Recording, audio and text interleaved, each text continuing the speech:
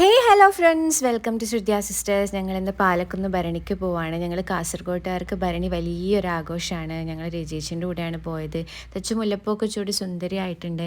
ഞങ്ങളൊരു 6-6:30 ആകുമ്പോൾ അമ്പലത്തിലെത്തി. ഇതാണ് പാലക്കുന്ന് കഴുകം ശ്രീ ഭഗവതി ക്ഷേത്രം. നല്ല രീതിയിൽ ഡെക്കറേറ്റൊക്കെ ചെയ്തിട്ടുണ്ട്. ഇതാണ് ക്ഷേത്രം. ഞങ്ങളങ്ങനെ അതിനകത്തേക്ക് കയറി. നല്ല ആൾക്കാരുണ്ട്, നിങ്ങൾക്ക് കാണാം. വലിയ ക്യൂ ഒക്കെ ഉണ്ടായിരുന്നു. കാസർഗോഡ് ഈ അമ്പലവും ഭരണിയും ഭയങ്കര ഫേമസ് ആണ്. വേറെ സ്ഥലത്തുള്ള ആൾക്കാർ പോലും എന്നോട് ചോദിക്കാറുണ്ട്, എന്താണ് ഈ ഭരണി, എന്താണ് ഇത് ഇത്ര ഫേമസ് ആവാൻ കാരണം എന്നൊക്കെ. തൃക്കണ്ണാട് ശിവക്ഷേത്രം ഒരുവിധ ആൾക്കാർക്കൊക്കെ അറിയുന്നുണ്ടാവും. കഴിഞ്ഞ ആഴ്ച അവിടെ ആറാട്ടായിരുന്നു. അതിന് തൊട്ടടുത്ത് തന്നെയാണ് ഈ അമ്പലവും. തൃക്കണ്ണാട് മഹാദേവൻ്റെ പൊന്മകളായിട്ടാണ് പാലക്കുന്നമ്മയെ, അതായത് ശ്രീ ഭദ്രകാളിയെ കാണുന്നത്. പാലക്കുന്നമ്മയുടെ മാംഗല്യ കല്യാണമാണ് ഈ ഭരണിയായിട്ട് ആഘോഷിക്കുന്നത്. ക്ഷേത്രത്തിനടുത്ത് ഒരുപാട് വോളണ്ടിയേഴ്സൊക്കെ ഉണ്ട്. ഇവിടുത്തെ പ്രസാദം മഞ്ഞൾ പ്രസാദവും പിന്നെ മഞ്ഞളും കുരുമുളകും ദേവിക്ക് വേണ്ടിയിട്ടുള്ള പട്ടുമാണ്. സോ ഞങ്ങൾ അവിടെ നിന്ന് തൊഴുതിറങ്ങി. ഈ ഭരണിക്ക് വിവിധ പ്രദേശങ്ങളിൽ നിന്നും കാഴ്ച വരും, കാണിക്കയായിട്ട് സമർപ്പിക്കാൻ വേണ്ടിയിട്ട്. കുറേ സ്ഥലങ്ങളിൽ നിന്ന് വരാറുണ്ട്. ഈ വർഷം 4 സ്ഥലങ്ങളിൽ നിന്നാണ് കാഴ്ച ഉള്ളത്. ഉദുമ പടിഞ്ഞാറേക്കര കാഴ്ച, പിന്നെ പള്ളിക്കര കാഴ്ച, എരോൽ ആറാട്ടുകടവ് കാഴ്ച, പിന്നെ ചിറമ്മൽ പ്രദേശ കാഴ്ചയാണ് ഈ വർഷം വന്നിട്ടുള്ളത്. സാധാരണ മംഗലാപുരത്തുനിന്നും ഒരു കാഴ്ച ഉണ്ടാവാറുണ്ട്, അത് ഈ വർഷം ഉണ്ടായിട്ടില്ല. സോ ഞങ്ങൾ വീട്ടിൻ്റെ പുറത്തുനിന്ന് തന്നെ കാഴ്ച നോക്കുകയാണ്. ഇത് പടിഞ്ഞാറേക്കര, ഉദുമ പടിഞ്ഞാറേക്കര കാഴ്ചയാണ്. നല്ല ഭംഗിയുണ്ടായിരുന്നു കാണാൻ. ഞങ്ങൾ 3 കാഴ്ചയാണ് കണ്ടത്. അതിൻ്റെ കുറച്ച് വീഡിയോ ക്ലിപ്സൊക്കെ ഞാൻ അപ്ലോഡ് ചെയ്തിട്ടുണ്ട്, എല്ലാവരും കാണാം. പിന്നെ ഇവിടുത്തെ പ്രത്യേകത എന്ന് പറയുമ്പോൾ ഒരു 10 മണിയൊക്കെ ആകുമ്പോഴാണ് കാഴ്ച തുടങ്ങിയത്. അപ്പോഴത്തേക്ക് നല്ല ജനക്കൂട്ടമായിരിക്കും, ഭയങ്കര തിരക്കായിരിക്കും. പിന്നെ സൈഡിലൊക്കെ ചന്തയുണ്ട്, അതിൽ നിന്നൊക്കെ ആൾക്കാർ കുറേ സാധനങ്ങൾ വാങ്ങിക്കുകയൊക്കെ ചെയ്യും. മൊത്തത്തിൽ ഭയങ്കര തിരക്കായിരിക്കും. എന്നാലും നല്ല രസമാണ് ഇതൊക്കെ കണ്ടുകൊണ്ട് അങ്ങോട്ടും ഇങ്ങോട്ടൊക്കെ നടക്കാൻ. ഒരു വേറെ തന്നെ ഒരു എക്സ്പീരിയൻസ് ആണ്. വേറൊരു പ്രത്യേകത ഉണ്ടായത്, ഓരോ കാഴ്ച കഴിയുമ്പോഴും പടക്കം പൊട്ടിക്കുമായിരുന്നു. പക്ഷെ ഇപ്പോൾ അതിന് കുറച്ച് ബാനൊക്കെ ഉള്ളതുകൊണ്ട് അമ്പലം വക പടക്കം മാത്രമേ പൊട്ടിച്ചിട്ടുണ്ടായിരുന്നുള്ളൂ. അത് ഞാൻ വീഡിയോൻ്റെ ലാസ്റ്റ് അപ്ലോഡ് ചെയ്തിട്ടുണ്ട്. കാഴ്ച കഴിഞ്ഞിട്ട് ഒരുപാട് ആചാരങ്ങളും കാര്യങ്ങളൊക്കെ ഉണ്ട്. പക്ഷെ അത് കഴിയുമ്പോൾ തന്നെ 3:30-4 മണിയൊക്കെ ആയിരുന്നു. ഞങ്ങളങ്ങനെ തിരിച്ചു വന്നു. എനിക്കറിയുന്ന കാര്യങ്ങൾ ഞാൻ പറഞ്ഞിട്ടുണ്ട്. ഭരണിക്ക് പോയവരൊക്കെ ഇടൂ കമൻറ്റ്, ഇതിലും അറിയാവുന്നവരൊക്കെ കമൻറ്റ് ചെയ്യണം.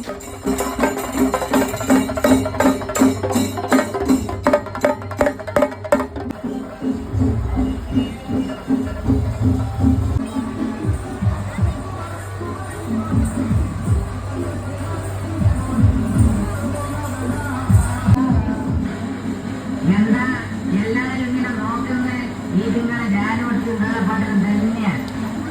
എല്ലാവർക്കും ചട്ടൂർ നാടക കേന്ദ്രത്തിന്റെ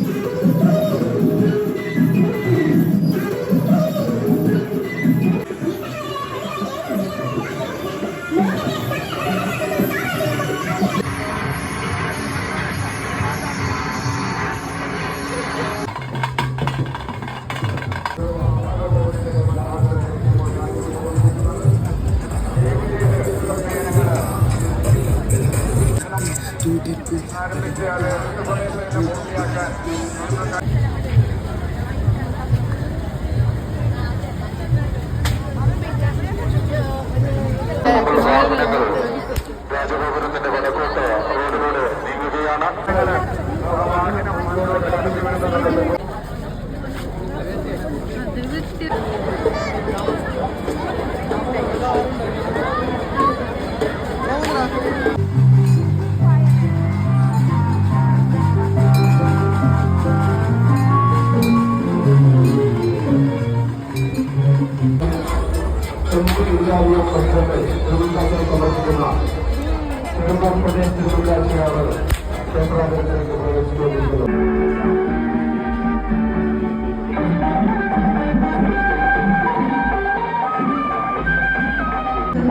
അഷ്ടൈശ്വര്യത്തെ വരീക്ഷിക്കുവാനായി ശിരസയുള്ള നാഗമാതാവ് വാനമണ്ടയിൽ പ്രത്യക്ഷപ്പെട്ടു. അലകടലിന്റെ മുകളിലൂടെ വരുന്ന എന്തും ഭക്ഷിക്കാമെന്ന് ശാപം കിട്ടിയ സുരസ. അതിന് പുറമേയിരുന്ന വിവിധ സംസ്ഥാനങ്ങളിലെ കലാകാരന്മാരുടെ നൃത്തരൂപങ്ങൾ നിശ്ചല ചലനത്തിനുള്ള സൗകര്യം ചെറിയ പ്രദേശങ്ങളിൽ കാഴ്ചവെക്കുന്ന സംഖ്യ ഓഡിറ്റോറിയം ഹോട്ടലിൽ കാഴ്ചയാൽ മാത്രമേ ലഭിക്കൂ. ഇതിനോട് ബന്ധപ്പെട്ട ചെറിയ പ്രദേശത്തിൽ വളണ്ടിയർമാരും എത്രയും പെട്ടെന്ന് തന്നെ നിങ്ങളുടെ പ്രദേശത്തിൽ കാഴ്ചയോടൊപ്പമാണ് സിനിമാറ്റിക് ഡാൻസിന്റെ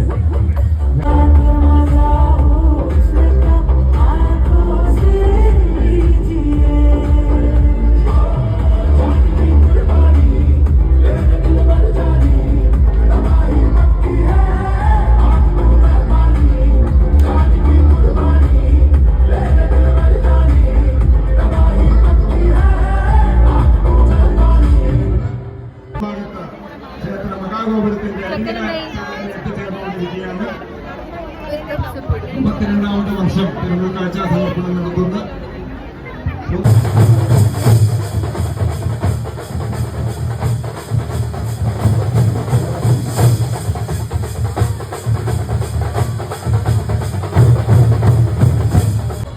നിർബന്ധമായ കാഴ്ച കമ്മിറ്റിയുടെ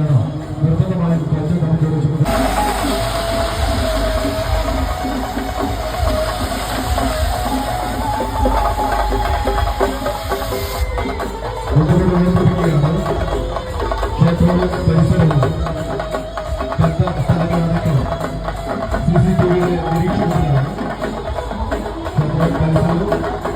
ക്ഷേത്രവും പരിസരവും കണ്ട സ്ഥലങ്ങളടക്കം CCTV-യുടെ നിരീക്ഷണത്തിലാണ്.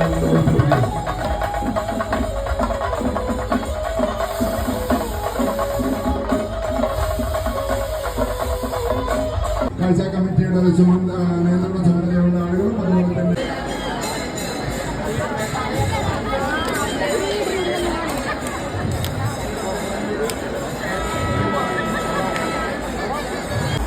കലാപരിപാടികളും ക്ഷേത്രത്തിനകത്ത് പ്രവേശിച്ച് കഴിഞ്ഞിട്ടില്ല.